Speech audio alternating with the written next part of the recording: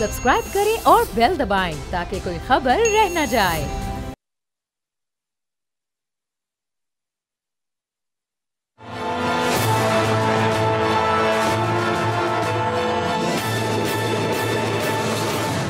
अस्सलाम वालेकुम, मैं हरबाब जहांगीर। आप देख रहे हैं प्रोग्राम तज्जिया। मुल्क की मईशत दुरुस्त सिम पर गामजन हो गई है। पाकिस्तान ने रवा साल में बहुत कुछ हासिल किया है। हुकूमत की जानिब से काफ़ी सख्त माशी फैसले किए गए जिनका असर आवाम ने भी बर्दाश्त किया, लेकिन इन फैसलों के अब मुस्बत आसार नुमायाँ हो रहे हैं। माली साल 2024-2025 की पहली सहमाही मुकम्मल होने के करीब है। इन 3 महीनों के दौरान माशी महाज पर कई अहम पेशरफ सामने आई हैं। सबसे बड़ी पॉजिटिव पेशरफ तो IMF के साथ मुआहदा है। 12 जुलाई 2024 को IMF और पाकिस्तान के दरमियान 37 माह की एक्सटेंडेड फंड फैसिलिटी के तहत $7 अरब के प्रोग्राम के लिए स्टाफ लेवल का मुआहदा हुआ। इस मुआहदे के आगाज में कुछ खदशात थे कि एक्सटर्नल फाइनेंसिंग गैप को पूरा करने के लिए हुकूमत को मुश्किलात का सामना करना पड़ेगा, जिसकी वजह से IMF एग्जीक्यूटिव बोर्ड की मीटिंग में पाकिस्तान के लिए EFF की मंजूरी में ताखीर हो सकती है। लेकिन हुकूमत की कोशिशों और दोस्त ममालिक की मदद से इस गैप को बहरहाल फिर पूरा किया गया, जिसकी मजमूई मालियत $2 अरब थी। IMF की जानिब से पाकिस्तान को एक और कर्ज प्रोग्राम मिलना हुकूमत की एक बड़ी कामयाबी है। वहीं माशी माहिरीन के मुताबिक सियासी और माशी हालात के मुस्तहकम ना होने की वजह से प्रोग्राम की शराइत पर अमल करना भी एक चैलेंज होगा। प्रोग्राम की सख्त शराइत से महंगाई बढ़ेगी, जो मुल्क में समाजी बेचैनी में इजाफे का बाइस भी बन सकती है। इस प्रोग्राम के तहत हुकूमत मुल्क में टैक्स पेयर्स की तादाद बढ़ाने के लिए इस्लाहात मुतारिफ करवाएगी। इस प्रोग्राम के तहत हुकूमत मुल्क में रवा साल टैक्स टू GDP का तनासुब 1.5% बढ़ाएगी, जबकि प्रोग्राम के अख्ताम तक इसे 3% तक लाना जरूरी होगा। फेडरल बोर्ड ऑफ रेवेन्यू के मुताबिक इस वक्त मुल्क की मजमूई कौमी आमदन यानी GDP के तनासुब से जमा होने वाला टैक्स सिर्फ 9% है, जो खित्ते के कई ममालिक से कम है। इस साल हुकूमत ने 12,970 अरब रुपए टैक्स कलेक्शन का टारगेट रखा है, जो गुज़िश्ता साल से तकरीबन 40% ज़्यादा है। FBR टैक्स वसूलियों में गुज़िश्ता माली साल 30% इजाफे के बावजूद टैक्स टारगेट पूरा करने में नाकाम रहा है। अब एक खबर के मुताबिक हुकूमत ने IMF से वादा किया है टैक्स वसूलियाँ बढ़ाने के लिए बराह रास्त और डायरेक्ट और इनडायरेक्ट दोनों तरह के टैक्सेस लगाए जाएंगे, जबकि रिटेल, एक्सपोर्ट और ज़राअत समेत ऐसे शोबे जो टैक्स नेट से बाहर हैं उनसे भी ज़्यादा टैक्स इकट्ठा किया जाएगा। IMF के एलामिया के मुताबिक सूबे टैक्स जमा करने की अपनी कोशिशों को मजीद बढ़ाने के लिए इकदाम करेंगे और इसमें सर्विसेज पर सेल्स टैक्स के अलावा ज़रूरी इनकम टैक्स बढ़ाने के लिए भी इकदाम किए जाएंगे। तमाम सूबे वफाक के ज़ाती और कॉरपोरेट इनकम टैक्स रिजीम को अपने ज़रूरी इनकम टैक्स के निज़ाम के साथ हम आहंग करेंगे और फिर यह 1 जनवरी 2025 से नाफिज हो जाएगा। माहिरीन का यह भी कहना है कि पाकिस्तान की मजमूई कौमी आमदन में ज़राअत का हिस्सा 24% के लगभग है। गुज़िश्ता साल जमा किए गए 9,252 अरब रुपए के टैक्सेस में ज़राअत से हासिल होने वाले टैक्स का हिस्सा तकरीबन 1,800 अरब रुपए से ज़ायद होना चाहिए था, लेकिन यह बमुश्किल 10 अरब भी नहीं बनता।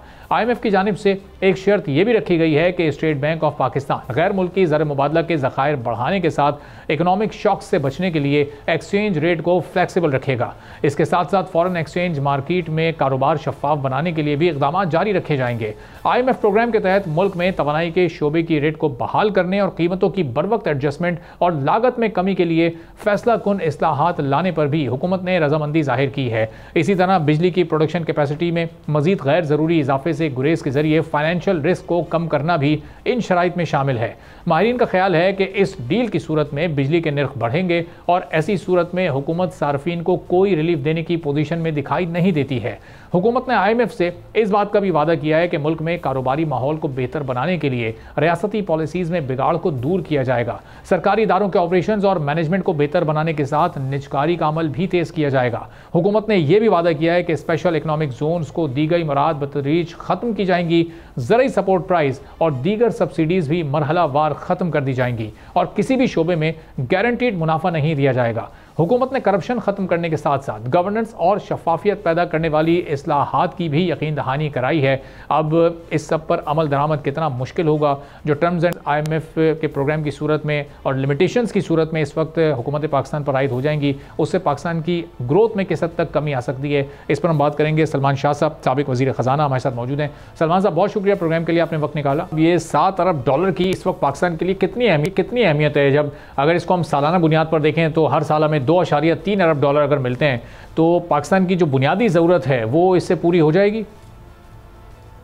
देखिए, पाकिस्तान की बुनियादी ज़रूरत तो बहुत ज़्यादा है लेकिन वो बुनियादी ज़रूरत में आपको पता है कि हमें तकरीबन 20-25 अरब डॉलर तो सिर्फ रोल ओवर्स में ही चाहिए, और फिर आपके इंटरेस्ट पेमेंट्स जो हैं वो उसका भी हमने पेमेंट्स करनी है, तो उसके लिए एडिशनल अमाउंट्स भी चाहिए। तो ये IMF का प्रोग्राम अगर आप करने चाहें तो फिर ये है कि आप वो बाकी जो रोल ओवर्स वगैरह हैं वो ज़रा आसानी से हो जाएंगे, और फिर आपको मौका मिलेगा कि आपकी इकॉनमी जो है उसमें आप कुछ रिफॉर्म्स कर सकें ताकि वो ग्रोथ जा सके। इस वक्त जो स्टेबिलिटी आप देख रहे हैं वो ज़ीरो ग्रोथ पे है। ग्रोथ का मतलब ये है कि आपके ना रोज़गार बन रहे हैं, और बल्कि जो लोग पहले भी काम कर रहे हैं वो भी बेरोजगार हो रहे हैं, और महंगाई के बाद आपका खासा जी महंगाई के बाद आपके लोगों की आमदन बहुत इस तरीके से बड़ी नहीं है। सही। तो ये बहुत ज़रूरी है कि IMF का प्रोग्राम हो और उससे तसल्ली मिले आपके इन्वेस्टर्स को, अंदरूने मुल्क भी और बैरूने मुल्क भी, और उसके बाद आपको मौका मिले कि आप इकॉनमी में रिफॉर्म्स कर सकें। सही। लेकिन सर वो रिफॉर्म्स क्या, इससे पहले हम IMF के जो 23 प्रोग्राम्स पहले हमने लिए उस वक्त वो रिफॉर्म्स नज़र नहीं आई। अगर वो रिफॉर्म्स शुरू भी हो जाती हैं, एक राइट ट्रैक भी हमें नज़र आ रहा होता, तो शायद हमें ये 7 अरब डॉलर की ज़रूरत नहीं पड़ती, शायद हम छोटा प्रोग्राम ही हमारी ज़रूरत को पूरा कर देता। क्या वो इंटेंशन अब आपको रिफॉर्म्स की नज़र आ रही है? क्या उस राइट ट्रैक पर इकॉनमी और हमारे मुल्क के तमाम थिंक टैंक वाले मुत्तफ़िक हो गए कि अब हमें इस ट्रैक पर चलना है, अपनी मुल्क की मईशत को ठीक करना है? इंडिकेटर्स तो हमें बज़ाहिर पॉजिटिव नज़र आ रहे हैं। नहीं, जाहिर है कि रिफॉर्म्स का तो हमें पता है कि एग्जैक्टली क्या रिफॉर्म्स चाहिए, लेकिन उसकी रिफॉर्म्स करने की नीयत किसी की नहीं है, और अभी भी मुझे लगता है कि वो नीयत नहीं है, क्योंकि जिस तरीके से हम टैक्सों पे सारा इन्हिसार कर रहे हैं, और अखराजात, हुकूमती अखराजात और टैक्स, हुकूमती अखराजात और टैक्स, ये जो अमल है ये पाकिस्तान के लिए बड़ा मुज़िर है। तो आपको नंबर 1 रिफॉर्म ये है कि हुकूमती अखराजात कम करने पड़ेंगे। इसका मतलब है कि हुकूमत का जो रीच है, हर तरफ हुकूमत घुसी हुई है, उसको ख़त्म करना पड़ेगा। महकमे बंद करने पड़ेंगे, मिनिस्ट्रीज बंद करनी पड़ेंगी, और आपको टैक्सेस जो हैं उनमें कमी लानी पड़ेगी, और फिर प्राइवेट सेक्टर को आपने इंसेंटिवाइज करना है कि वो पाकिस्तान में दोबारा से इन्वेस्ट करना शुरू करें, और ना सिर्फ पाकिस्तानी प्राइवेट सेक्टर बट बैरूने मुल्क की प्राइवेट सेक्टर वो भी इन्वेस्ट करे। इसके साथ साथ आपने बिजली का निज़ाम जो है वो बिल्कुल आपके लिए एक आपके गले में हड्डी फंसी हुई है, उसको ठीक करना है, उसको सस्ती बिजली करनी है। तो बहुत सी रिफॉर्म्स करने की ज़रूरत है। आपका इंफ्रास्ट्रक्चर की डेफिशिएंसीज बहुत ज़्यादा हैं, उसका निज़ाम ठीक करना है। आपको अपनी गवर्नेंस जो है डीरेगुलेट करनी पड़ेगी, कि जो इस वक्त नौकरीशाही है उसका रोल आपको इकोनॉमी में ख़त्म करना पड़ेगा। तो ये बहुत बड़ी चीज़ें हैं जो कहने में तो आसान नज़र आती हैं, बट करने में बहुत मुश्किल है। और पिछले 24 IMF प्रोग्राम्स में हमने ये ब्यूरोक्रेटाइजेशन जो हमारी इकोनॉमी की है उसको हमने खत्म किया, बल्कि उसको बढ़ाया है। तो ये हर मौके पे ये बढ़ जाती है। तो अगर तो ये हमने और ब्यूरोक्रेसी को किया इंट्रेंच, तो फिर तो ये ग्रोथ की तरफ हम नहीं जाएंगे। लेकिन अगर ब्यूरोक्रेसी को रोल हमने ख़त्म किया, डीरेगुलेशन की, और जो हमारा प्राइवेटाइजेशन का अमल है उसको तेज़ी से मुकम्मल किया, और इसके साथ साथ एक चीज़ है कि हमने बिल्कुल इम्पोर्ट्स रोकी हुई हैं, उसकी वजह से हमारी एक्सपोर्ट्स भी से नहीं बढ़ रही, उसकी वजह से ये है कि हमारी इंडस्ट्री कंपेटिटिव भी नहीं है। अच्छा सलमान साहब, जो ये सारे रिफॉर्म जो आपने कलेक्टिवली बताए, ये एक साथ करना तो बहुत मुश्किल है, लेकिन आहिस्ता आहिस्ता 2 या 3 सेक्टर्स पर फोकस करके हुकूमत कम से कम इनिशिएटिव ले सकती थी। 8-9 माह का टाइम ही हुकूमत को गुजर गया। औरंगजेब साहब तो है भी एक टेक्नोक्रेट, वो कोई रिवायती सियासतदान नहीं है कि उन्हें डिसीजंस लेने में कोई मुश्किल पेश आ रही हो। तो ये क्या अभी तक इस तरफ सोचा नहीं है हुकूमत ने, विजन नहीं है? चूँकि 8-9 माह गुजरने के बाद अब अगर इनिशिएट करेंगे तो फिर इसके असरात तो फिर और मज़ीद आगे चलकर नजर आएंगे। तो ये पहले ही लेट हो चुकी है हुकूमत, अब तक क्यों नहीं ये इकदाम ले सकी है? देखिए, अभी एक कमेटी बनाई गई थी कि आप हुकूमत का साइज कैसे कम करेंगे, उसको पता नहीं ऑस्टेरिटी कमेटी शायद का था, और उसमें कैसर बंगाली साहब ने अभी रिसेंटली रिजाइन किया और उन्होंने बताया है कि उन्होंने 53 डिपार्टमेंट्स को देखा था उस कमेटी ने, और उसमें से आधे डिपार्टमेंट बंद करने थे, लेकिन अल्टीमेटली हुकूमत ने एक डिपार्टमेंट भी पार्शली बंद किया। तो अगर हुकूमत नहीं करेगी ये काम तो फिर तो जाहिर है कि हम फंसे रहेंगे। तो आई थिंक ये आप सही कह रहे हैं कि 8 महीने में कुछ नहीं हुआ, तो आगे चल के भी लगता है कि कुछ ज़्यादा नहीं होगा। तो सर इसका मतलब ये अभी हम 24वां प्रोग्राम हासिल करने में हमारी ये कोशिशें कामयाब रही हैं, हमारी हुकूमत ने बड़ी कोशिश की है। 3 साल बाद 36 महीने गुजरने के बाद हम 25वें प्रोग्राम के लिए कोशिश कर रहे होंगे, और उस वक्त फिर शादियाने बजाए जाएंगे कि देखो IMF प्रोग्राम की सिल्वर जुबली हमने मुकम्मल कर ली है। हाँ, यही लगता है कि IMF प्रोग्राम हम अपनी ब्यूरोक्रेसी के लिए करते हैं, क्योंकि वो थोड़ी देर हमें और मोहलत मिल जाती है, थोड़े बहुत कर्जे और आ जाते हैं और हम हुकूमती अखराजात बढ़ा लेते हैं।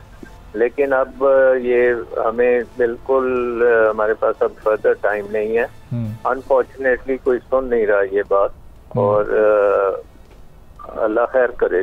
और सलमान साहब, मोस्ट प्रोडक्टिव यूज़ क्या हो सकता है इन 7 अरब डॉलर्स का जो कि हमें 3 साल के अरसे में मिलने हैं? हम इनको कहाँ इन्वेस्ट करें, इनको कैसे इस्तेमाल करें कि ये फिर हमें रिजल्ट्स भी प्रोड्यूस करके दे सकें?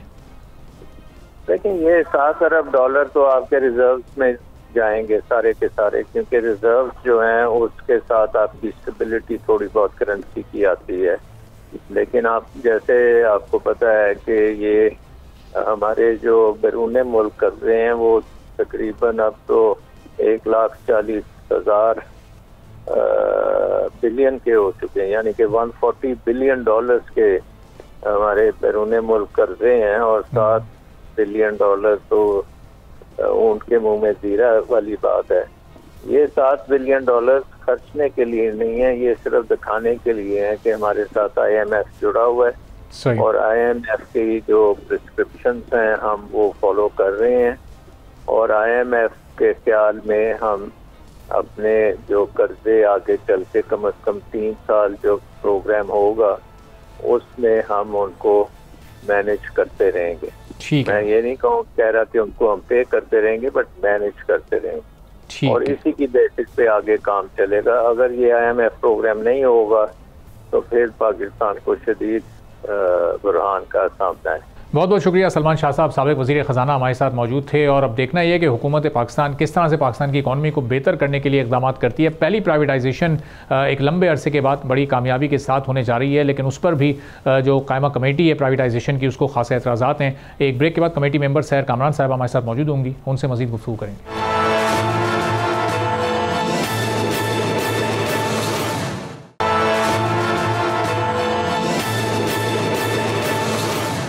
एक बार फिर आपको प्रोग्राम में खुशामदीद कहेंगे। पाकिस्तान इंटरनेशनल एयरलाइन की निजकारी की बोली 1 अक्टूबर को लगाई जाएगी, जिसमें अब सिर्फ 5 दिन बाकी बचे हैं। PIA की निजकारी में तमाम बिडर्स मकामी सरमाएकार हैं, जो बड़ी अच्छी बात है, जिनमें बड़ी बड़ी मुल्की कंपनीज भी शामिल हैं। PIA इस वक्त माली खसारे के एतबार से सर फहरिस्त है। PIA के कुल वाजबात की अगर हम बात करें तो इस वक्त तकरीबन 830 अरब रुपए तक ये जा पहुँचे हैं, जो कि ज़ाहिर है एक बहुत बड़ा बोझ है हमारे कौमी ख़जाने पर। कौमी असम्बली की कायमा कमेटी बराए निजकारी का आखिरी इजलास भी हो चुका है, जिसमें कमेटी के चेयरमैन फारूक सत्तार की जानिब से कहा गया कि PIA मुलाजमीन की तनख्वाहों और अलाउंसेज में कोई कटौती नहीं होनी चाहिए। सेक्रेटरी निजकारी कमीशन की जानिब से कहा गया कि कौमी एयरलाइन खरीदने वाली कंपनी को नए जहाज़ लेना होंगे और जहाज़ों का फ्लीट 18 से बढ़ाकर सिर्फ 3 साल के अरसे में 45 तक लेकर जाना होगा। PIA का अमला 2 से 3 साल तक बरकरार रखा जाएगा और रूट्स भी बहाल रहेंगे, जबकि यूरोप की पाबंदी उठाने के लिए इकदाम भी किए जा रहे हैं। सेक्रेटरी निजकारी कमीशन के मुताबिक इस मुआहदे की खिलाफ वर्जी पर खरीदार कंपनी के खिलाफ कार्रवाई हो सकेगी। खरीदार कंपनी को इसके कॉन्सिक्वेंसेस बर्दाश्त करने पड़ेंगे। खरीदार कंपनी को आते ही 65 से 70 अरब रुपए तक सरमायाकारी भी करनी पड़ेगी। PIA के रिटायर्ड मुलाजमीन की पेंशन 35 अरब रुपए बनती है। पहले से रिटायर्ड मुलाजमीन की पेंशन हुकूमत अदा करेगी। इजलास में ये ब्रीफिंग भी दी गई कि हुकूमत ने PIA के 800 अरब रुपए के कर्ज में से 600 अरब अपने जिम्मे ले लिए हैं, यानी मजमूई तौर पर अब PIA पर कोई कर्ज नहीं है। अब सरमायाकारों के लिए इस एयरलाइन को मुनाफा बख्श बनाने का मौका है। लेकिन जब हुकूमत ने अपने जिम्मे 600 अरब का कर्ज ले लिया है तो फिर इस प्राइवेटाइजेशन का दरअसल फ़ायदा क्या होगा, मुलाजमीन का जो मुस्तकबिल है वो किस हद तक महफूज है, इस पर हम गुफ्तगू करेंगे। सैर कामरान साहबा पाकिस्तान पीपल्स पार्टी की सीनियर रहनुमा है, मेंबर हैं कौमी असम्बली कामा कमेटी बराए प्राइवेटाइजेशन की। सैर साहबा बहुत शुक्रिया प्रोग्राम के लिए, आपने वक्त निकाला।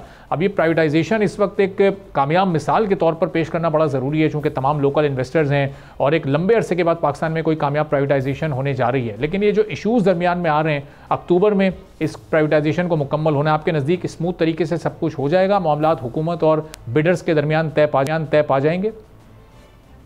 बहुत शुक्रिया अरबाब। देखिए, अभी हमारे जहनों में बहुत से खदशात हैं।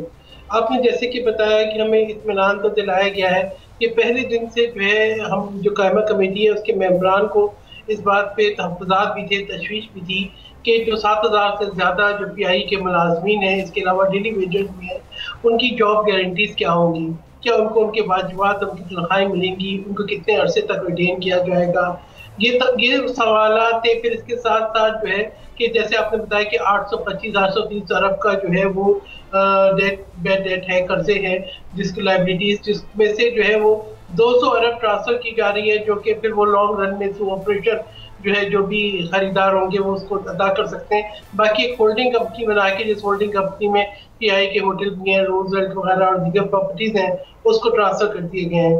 तो ये तमाम सवालात हमारे जहन में भी थे कि जी आप कर्जे भी हमने अदा करने हैं, हुकूमत ने जो वाजिबात हैं पेंशनर्स के वो भी हुकूमत ने अदा करने हैं, कौमी एयरलाइन जो पाकिस्तान का फ्लैग कैरियर है उसको प्राइवेटाइज भी करना है। तो ये जो है किस तरीके से ये अमल शफाफ होगा और इस बात की क्या गारंटी है, क्योंकि मैं देख रही थी कुछ प्रेस रिपोर्ट्स को कि जिसमें इस खदशात का इजहार किया गया था कि शायद बिडर्स जो हैं वो तमाम कंडीशन से एग्री नहीं कर रहे।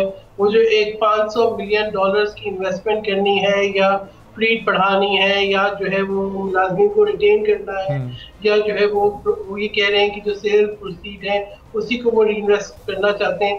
लेकिन हमें बताया गया कि तमाम बातें जो है स्पेकुलेशन की बेसिस के ऊपर है, जबकि जो एग्रीमेंट के अंदर जो कंडीशंस रखी गई उन पे इत्तेफाक हो चुका है। तो उस पर जो है वो रिक्वेस्ट की थी हमने चेयरमैन कमेटी से भी और प्राइवेटाइजेशन कमीशन के सेक्रेटरी को भी ये कहा था कि कायमा कमेटी ये चाहेगी कि वो भी जायजा ले ले उस एग्रीमेंट का जिसके ऊपर इत्तेफाक हुआ है, क्योंकि हमें खदशा ये था कि ऐसा ना हो कि आज हम कोई ऐसा जल्दबाजी तो नहीं कहेंगे, क्योंकि ये कब से जो है पेंडिंग चीज चली जा रही है। इससे पहले ये था कि इंटरनेशनल बिडर्स आएंगे और वो इसके अंदर कोई नई रूप फूंक देंगे और PIA जो इंटरनेशनल एयरलाइंस की तरह एकदम से बूस्ट उसमें आ जाएगा। फिर ये हुआ कि इंटरनेशनल बिडर्स नहीं आए, फिर कहा गया कि लोकल बिडर्स हैं, फिर ये कहा गया कि इंटरनेशनल बिडर्स आते तो शायद सरमाया जो है वो उनसे बाहर चला जाता, अब लोकल बिडर्स हैं। तो वो तमाम जो हमारे जहन में खदशात थे उनके हमें जवाब तो मिले, लेकिन मेरे नजदीक वो जवाब बहुत जेनरिक थे।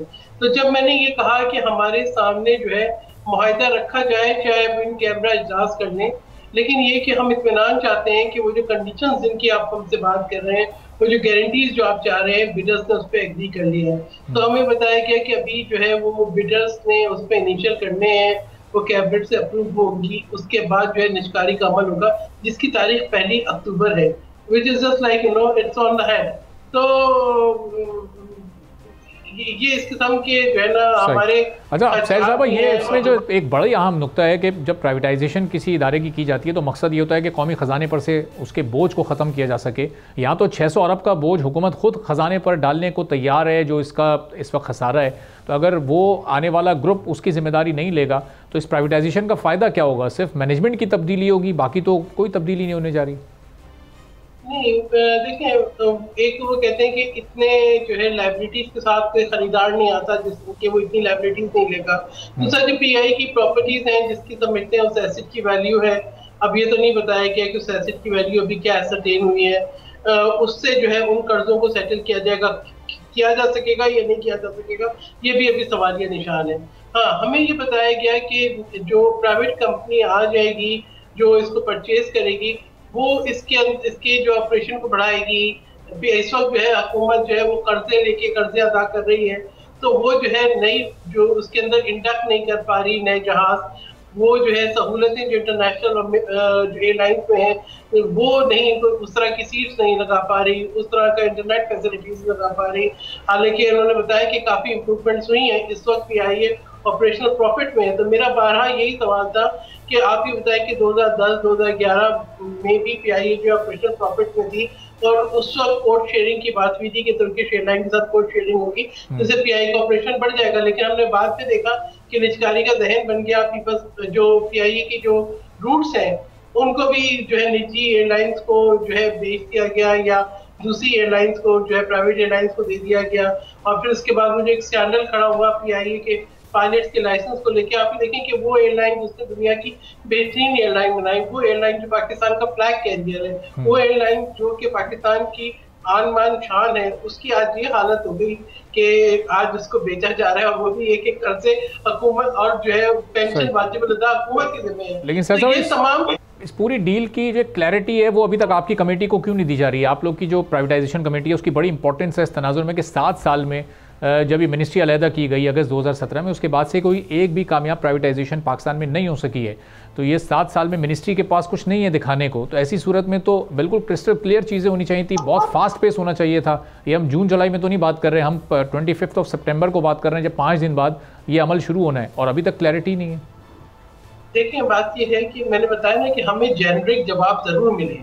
उन्हीं जेनरिक जवाबात को बुनियाद बना के जो हमें इत्मीनान दिलाए गए, तो मेरा सवाल ये था कि या तो आप मुझे कह दें कि जो प्रेस रिपोर्ट्स हैं आप उनको रिवर्ट कर दें, आप कहें कि वो सब गलत है, और अगर आप उनको रिवर्ट नहीं कर रहे हैं तो फिर आप जो है वो कम से कम जो है आप हमें वो ड्राफ्ट एग्रीमेंट दिखा दें ताकि हमें पता लग जाए।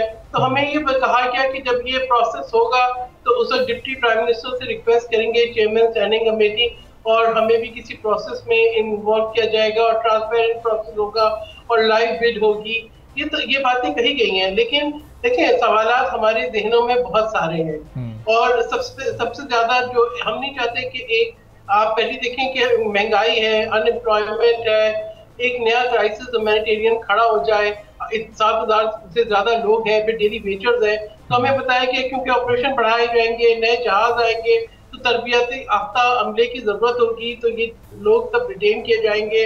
फिर जो है चेयरमैन कमेटी ने कहा कि इस दौरान जो है बाकी जो इंस्टीट्यूशंस हैं, बाकी इदारे हैं, बाकी महकमे हैं, वहाँ पे तनख्वाहें बढ़ी, PIA की नहीं बढ़ी खसारे की वजह से, तो उनको भी जो है जो कि कम्पिटिटिव जो सैलरीज है उस पर लाया जाए। लेकिन जवाब हमें जवाब तो दिए गए, बट एग्जैक्टली मैं अगर ये कहूँ कि हम बिल्कुल मुतमईन हैं तो मुतमईन नहीं है। मैंने बाद में बड़ी डिटेल से इस पर सवाल किया, क्योंकि अब एक सब कमेटी भी बनी है जिसकी मैं कन्वीनर हूँ, और उस सब कमेटी का मकसद ये है कि उन अवामिल का जायजा लिया जाए कि जो PIA जो ग्रेट पीपल जो फ्लाई विद के स्लोगन के साथ दुनिया भर में पाकिस्तान के फ्लैग कैरियर जो है वो जाती थी, उसके ऊपर ऐसा वक्त क्यों आया कि हम ओलेक्स कंपनी बना के उसको बेच रहे हैं पाकिस्तान के असासों। इसकी प्राइवेटाइजेशन सर साहब ये तो एक टेस्ट केस के तौर पर है ना, चूंकि ये आगे तय करेगी कि स्टील मिल और HBFC और दीगर इदारों को किस तरह आसानी के साथ प्राइवेटाइज होना है। अगर ये इतनी कॉम्प्लिकेटेड रहेगी, सिंप्लीफाई ये प्रोसेस नहीं हो सकेगा, या आप लोगों को क्लैरिटी नहीं होगी, तो ये अगले इदारों की बारी फिर कैसे आ सकेगी? फिर वहाँ भी यही कॉम्प्लिकेशंस होंगी। इसमें तो सारी खामियों को दूर करके एक बड़ा शफाफ तरीके से इस चीज़ को करना था, ताकि इंटरनेशनल इन्वेस्टर भी अट्रैक्ट होता हमारी तरफ। ये तो हम अपने इंटरनेशनल इन्वेस्टर का एतमाद ही खो देंगे अगर लोकल इन्वेस्टर्स ही हमारे मुतमईन नहीं हो सकेंगे। देखिए, हम तो ये देख रहे थे कि लोकल जो भी एयरलाइंस चल रही हैं, हम ये कहते हैं कि आप जिन सहूलतों की बात कर रहे हैं, हमें तो लोकल एयरलाइंस में भी वो उस तरह की सहूलतें अभी नजर नहीं आती। तो इस बात की क्या गारंटी है कि PIA को लेके वो तमाम चीजें इंडक्ट कर देंगे और एकदम से सहूलतें हो जाएंगी और वो वाकई वो इतनी इन्वेस्टमेंट कर देंगे, या हम जो है महज PIA को एक जो है ना एक कम्पिटिटिवनेस से हटा रहे हैं। और हमने जब ये पूछा कि जी आप उनके पास इंटरनेशनल बिडर्स क्यों नहीं आए, तो उन्होंने कहा देखें वो तजुर्बा कर चुके हैं कि जिस तरह से इंडिया में हुआ, इस तरह से उन्हीं की अगर ये PIA जो है वो इंटरनेशनल उस पर जाती है बिडिंग पे, तो उन्हीं के लिए वो चैलेंज खड़ा करती है, उन्हीं रूट्स के लिए, उन्हीं के लिए कम्पिटिटिव होती है। लेकिन जब आपके पास ओनरशिप होगी तो आपको कम्पिटिटिव तो नहीं होगी आपकी, तो वो उसके अंदर इजाफा करेगी फैसिलिटीज जो आप दे रहे हैं। लेकिन बहरहाल अब जो है ये हमने बार बार कहा कि आप जो है एग्रीमेंट जो है वो हमारे सामने रखें, तो कहा कि अभी बिडर्स के इनिशियल होने हैं। तो मैंने कहा जब इनिशियल होने हैं तो ये कैसे हम इस बात को मान लें कि वो आपकी तमाम कंडीशन जो आपने तय की हैं उस पर वो उन्होंने एक्सेप्ट कर ली है। तो उन्होंने कहा कि जो कंडीशन तय एक्सेप्ट करेगा वही बिडिंग में हिस्सा लेगा। तो ये हमें बताया गया और एग्रीमेंट में उन्होंने कहा जी वो पहले उसको काबीना साइन करेगी। तो बहरहाल हमें ये तो कहा गया कि शायद जो है वो चेयरमैन कमेटी जो है इस बात की रिक्वेस्ट करेंगे डिप्टी प्राइम मिनिस्टर से कि ये जो प्रोसेस हो उसमें कमेटी के मेंबरान को भी दी जाए एक्सेस। को मुझे खदशा ये था, मैं कहती ऐसा ना हो कि आईपीपी के एग्रीमेंट की तरह हमें एक और पछतावा हो, फिर हम कहेंगे हमने क्या किया। तो this was the question which we raised again and again. उसी के फिर उस पे इन्होंने कहा कि जी आप एक जो है सब कमेटी तश्कील देते हैं कि कम से कम इस बात का जायजा तो लिया जाए, जिम्मेदारी तो असरटेन की जाए, एक परफॉर्मेंस ऑडिट तो हो कि क्या वजह हुई कि जो है पीआईए जो है हालात तक पहुंची। ठीक है, बड़ा वैलिड आपका क्वेश्चन था और सारे जो खदशात हैं वो भी बड़े वैलिड है। उनकी क्लैरिटी आना बड़ा ज़रूरी है कि 1 अक्टूबर से पहले मामला क्लियर हो ताकि एक अच्छी प्राइवेटाइजेशन की मिसाल पाकिस्तान में भी कायम हो सके। बहुत बहुत शुक्रिया सैर कामरान साहिबा, पाकिस्तान पीपल रहनुमा हमारे साथ मौजूद हैं। एक ब्रेक लेते हैं, ब्रेक के बाद वापस आएंगे। तो सी पैक में अब कुल 6 दर्जन के करीब नए मनसूबे शुरू होने जा रहे हैं। दूसरे फेज़ को बहुत तेज़ी के साथ आगे बढ़ाने का अमल शुरू हो चुका है, उस पर बात करेंगे एक छोटे से ब्रेक के बाद।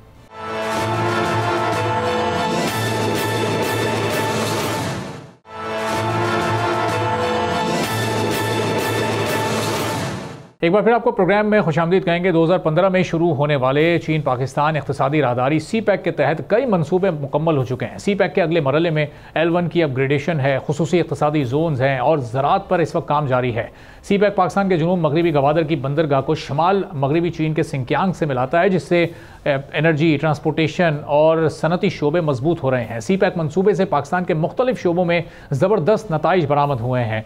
चीन आलमी सतह पर बेल्ट एंड रोड इनिशिएटिव मनसूबों के तहत $1 ट्रिलियन से ज़्यादा की सरमायाकारी कर चुका है और 40 मिलियन से ज़्यादा लोगों को गुर्बत से निकाल चुका है। सी पैक ने पाकिस्तान को माशी तौर पर तरक्की करने के बेपनाह मौके फराम किए हैं। सी पैक इक़्तिसादी तरक्की के लिए एक इंजन है और इससे पाकिस्तान की GDP की शरह नमू में 2 से 3% तक इजाफा मुतवक्के है। पाक चीन इक़्तिसादी राहदारी के तहत चीन पाकिस्तान में $62 अरब की सरमायाकारी कर रहा है। सी पैक के दूसरे मरहले का आगाज हो चुका है। पाकिस्तान ने मौजूदा माशी सूरत हाल को दुरुस्त करने के लिए जियो पॉलिटिक्स से निकलकर जियो इकनॉमिक्स की तरफ जाने का फैसला किया है, जो कामयाब होता नजर आ रहा है। सी पैक के दूसरे मरहले में तमाम शोबों के लिए 6 दर्जन से ज़ायद मनसूबों की फहरिस्त तैयार कर ली गई है, जो अगले ही महीने चीनी वज़ीर आज़म के साथ भी शेयर की जाएगी। ये 72 मनसूबे हैं और इस फहरिस्त में शामिल बड़े मनसूबों में न्यू गवादर इंटरनेशनल एयरपोर्ट पर फॉलोअप, शाहराह कराक्रम की तश्कील 9, कराची सर्कुलर रेलवे इसमें शामिल है, N50 हाईवे फेज़ 1 की अपग्रेडेशन इसमें शामिल है, उसकी तामीर 9 भी होगी। गवादर फ्री जोन, पाकिस्तान और चीन के दरमियान सड़कों पर टेक्निकल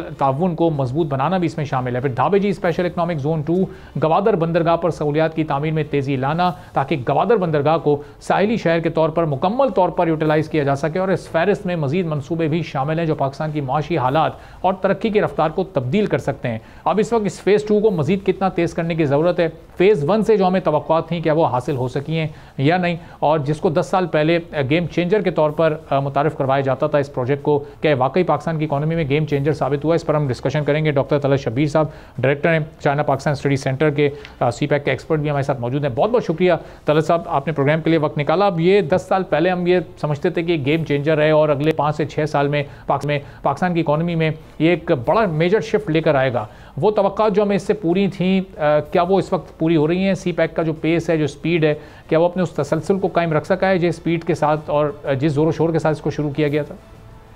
जी बहुत शुक्रिया, आपने मुझे अपने प्रोग्राम में मदद किया। सबसे पहले तो ये है कि चाइना पाकिस्तान इकोनॉमिक कॉरिडोर जिसको हम सी पैक कहते हैं, वो एक ऐसा मंसूबा था चाइना और पाकिस्तान के दरमियान जिसका मकसद इकोनॉमिक ग्रोथ था, माशी तरक्की थी और कनेक्टिविटी था। अगर थोड़ी सी मैं इसकी बैकग्राउंड दे दूं कि चाइना का जो बेल्ट एंड रोड इनिशिएटिव है, जो कि चाइना का बहुत एम्बिशियस प्रोजेक्ट है जो 3 बड़े आज़मों तक फैलता है, उसका ये पायलट प्रोजेक्ट इसको कहा जाता है और कहा जाता था चीनी पॉलिसी साजों के दरमियान। अब जब ये प्रोजेक्ट हम सी पैक जब बेल्ट एंड रोड इनिशिएटिव का पायलट प्रोजेक्ट था, तो इसको कामयाब करना, इसकी कामयाबी भी बहुत इंपॉर्टेंट थी दोनों वाले के लिए।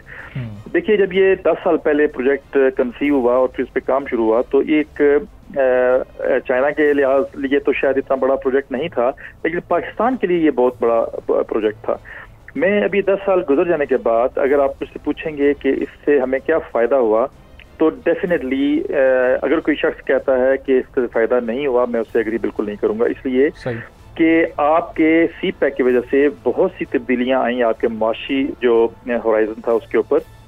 मिसाल के तौर पे आपकी एम्प्लॉयमेंट बढ़ी, जिसकी जो क्वांटम है वो 2 से 3 लाख तक गया, और जब ये प्रोजेक्ट मुकम्मल होता है तो और ज़्यादा बढ़ेगा। आपकी एनर्जी में बहुत ज़्यादा इजाफा हुआ, आपका इंफ्रास्ट्रक्चर बहुत बेहतर हो गया। अब जो हम दूसरे फेज में जब आप बात करेंगे तो इंडस्ट्री की, जब हम बात करते हैं इंडस्ट्री के लिए भी माहौल साजगार हो गया, यानी आपके ग्रिड में आपके पास बिजली इतनी मौजूद है कि आप इंडस्ट्री को दे सकते हैं। बाकी उसकी मैनेजमेंट, उसकी जो बाकी मामला है वो अपनी जगह।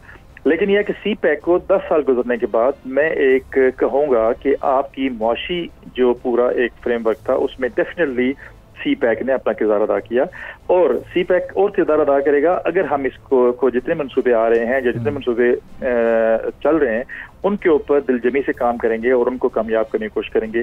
बेसिकली ये पॉलिटिकल विल है, एक हार्डवर्क है, एक इस मंसूबे से फ़ायदा उठाने का जो इरादा है हमारा, उससे मशरूत है ये सारी चीज़ें। तो मेरे ख्याल में अभी तक चीन ने हमारी बहुत मदद की। चीन इस प्रोजेक्ट में फोर्थकमिंग रहा, जहाँ जहाँ हमें चीन की ज़रूरत पड़ी वहाँ पे चीन ने हमारी ज़रूरत को मद्देनजर रखते हुए हमारी मदद की। चीन सरमाया हो या एक्सपर्टी हो, स्किल हो, जैसे भी हुआ चीन ने हमारी बहुत मदद की 10 सालों में, और हम अभी जो 10 सालों के बाद हम बहुत बेहतर पोजीशन में हैं। अगर आप इंफ्रास्ट्रक्चर को देखेंगे, आप एनर्जी को देखेंगे, तो हम बहुत बेहतर पोजीशन में हैं 10 साल पहले से। और डॉक्टर साहब, ये अब जब सेकंड फेज़ शुरू होगा और इसमें ये 72 इनिशिएटिव या जो नए प्रोजेक्ट्स हैं जो अभी चाइनीज़ गवर्नमेंट के भी सामने रखे जाएंगे, उनसे भी कंसल्टेशन की जाएगी। अब ये कितना वैल्यू ऐड कर सकते हैं? जो एक डिलेइंग फैक्टर है उसने किस हद तक मुतासर किया इस प्रोजेक्ट को, और जब ये वैल्यू एडिशन के तौर पर शामिल होंगे, इसमें कुछ टास्क ऐसे भी हैं जो शायद माजी में भी बड़े मुश्किल रहे, शायद आने वाले दिनों में बड़े मुश्किल रहे। कराची सर्कुलर रेलवे, उसमें जो गवादर में जो डेवलपमेंट होनी है वो अभी तक बड़े स्लो पेस से चल रही है, तो ये इनको कितना अपग्रेड करने की और तेज़ी के साथ करने की ज़रूरत है इस वक्त? देखिए, ये जो असल में जो फेज़ है, मेरा as a CPEC watcher मेरा ख्याल ये है कि जो फेज़ अब है, जो इंडस्ट्री का फेज़ है, या फेज़ 2 जो है, वो बहुत इंपॉर्टेंट है हमारे मुल्क के लिए।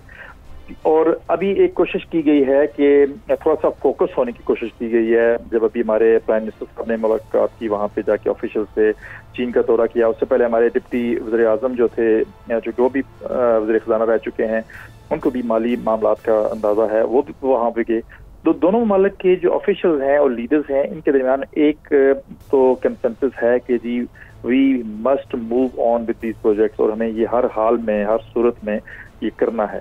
अभी थोड़ी सी उसमें जिद्दत लाने की कोशिश की गई है। लाइक अभी जो 70 प्रोजेक्ट्स आ रहे हैं, या उससे पहले थोड़ा सा अगर देखें तो 5 नए कॉरिडोर्स का मतलब ये नहीं है कि कोई नया एक कॉन्सेप्ट, बिल्कुल ऑल टुगेदर नया कॉन्सेप्ट आ जाएगा, लेकिन जो पीछे चला आ रहा था, जिसमें सुस्त रवि थी, जिसमें थोड़ा सा खदशा था कि रुकते हैं या कुछ प्रॉब्लम्स होती हैं, उनको उन्होंने दोबारा फोकस करने की कोशिश की है।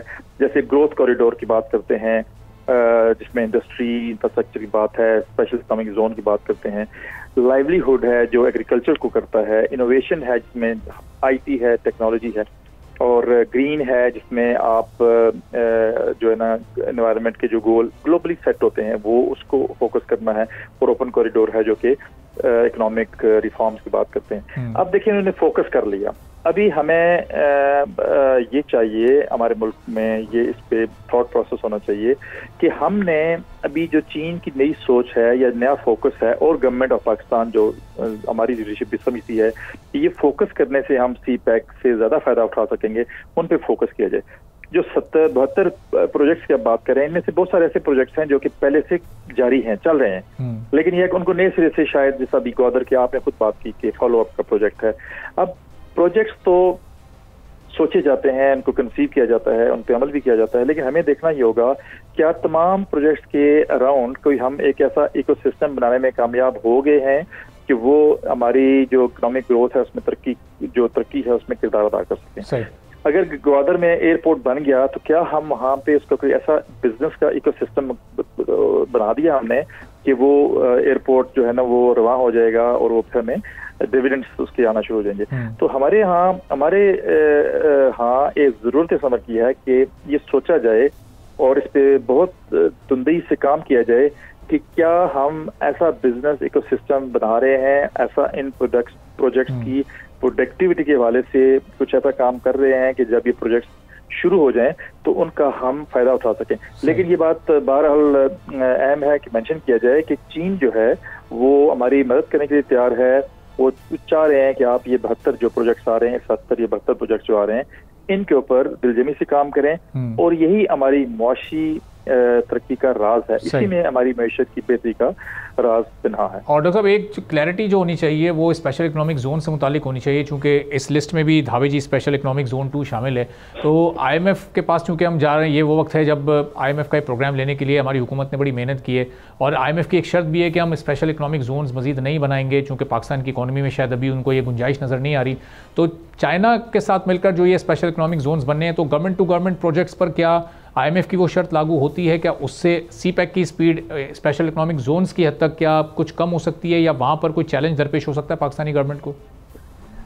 देखिए, ये जो स्पेशल इकोनॉमिक जोन का जो कॉन्सेप्ट है वो बेसिकली B2B है, वो businessman to businessman, business to business होता है। हम शायद बहुत सारे मामलात में इसलिए सुस्त हो गए, हम नाकाम हो गए कि हमने हर एक बिजनेस वेंचर को, हर एक चीज को, हर एक कंपोनेंट को G2G, गवर्नमेंट टू गवर्नमेंट सोचना शुरू कर दिया। देखिए, ये जो फेज 2 है जिसमें हम इंडस्ट्री चाह रहे हैं यहाँ पे आए, और ये जो स्पेशल इकोनॉमिक जोन का कॉन्सेप्ट है, ये तो है ही बिजनेस टू बिजनेस। हमें इसको बिजनेस टू बिजनेस प्रमोट करना चाहिए। असल में चीनी उसको पब्लिक सेक्टर में रख के भी इसको प्राइवेटाइज कर दिया उन्होंने, लाइक बिजनेस टू बिजनेस है। स्पेशल इकोनॉमिक जोन का कॉन्सेप्ट ही B2B है। तो मेरा ख्याल ये है कि IMF की रिजर्वेशंस हैं वो अलग एक बहस है, उसमें हम ना जाएं तो अच्छा होगा। लेकिन मेरा ये ख्याल है कि स्पेशल इकोनॉमिक जोन भले आप उनकी डिक्टेशन के बगैर ही 3 रखें उनको या 4 रखें जो आपने सोचे हुए हैं, लेकिन उनको मुकम्मल करें।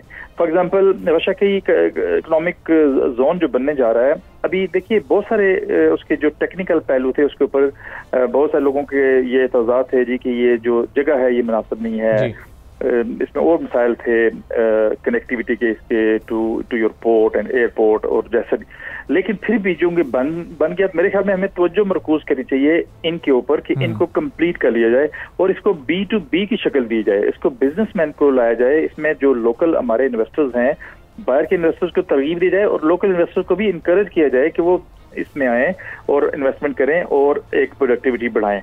हमने ये इस अप टू अस नाउ कि हम इन स्पेशल इकोनॉमिक जोन्स को कामयाब करें, 3 को कामयाब कर लें पहले, फिर जब आपकी एक प्रैक्टिस हो जाएगी, बेस्ट प्रैक्टिस हो जाएगी इसको कामयाब करने की, तो फिर आप दूसरे, तीसरे, चौथे, 5वें, 6ठे पे चले जाएं। लेकिन मेरे ख्याल में जो अभी तक इन हैंड्स हैं उन पे काम करना बहुत जरूरी है। और एक बात जरूरी ये है कि आपकी जो हम उम्मीदें बांधे हैं CPEC से, वो पूरी होंगी इंडस्ट्री के रिवाइवल से, वो पूरी होंगी एम्प्लॉयमेंट जनरेट होने से, वो पूरी होंगी एक्सपोर्ट्स बढ़ने से, वो पूरी होंगी जब आपकी इंडस्ट्रीज रवां होगी और आपके मुल्क में ज़र मुबादला आएगा। बहुत बहुत शुक्रिया डॉक्टर तलत शबीर साहब, director China Pakistan study centre. हमारे गुफ्तगू नाज़रीन की आपने सुनी। इसी के साथ आज के प्रोग्राम से इजाज़त दीजिए। अल्लाह हाफ़िज़।